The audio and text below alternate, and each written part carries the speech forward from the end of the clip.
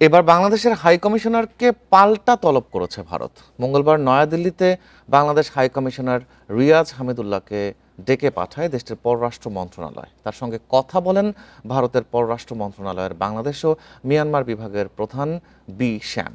তবে তাদের মধ্যে কী নিয়ে কথা হয়েছে এ বিষয়ে বিস্তারিত কিছু জানানো হয়নি। এর আগে ঢাকায় নিযুক্ত ভারতের হাই কমিশনার প্রণয় ভার্মাকে তলব করে সরকারের গভীর উদ্বেগের বিষয়ে জানানো হয়েছে। এ নিয়ে দুই দেশে 10 দিনের মধ্যে দুইবার করে তলব ও পাল্টা তলবের ঘটনা ঘটল।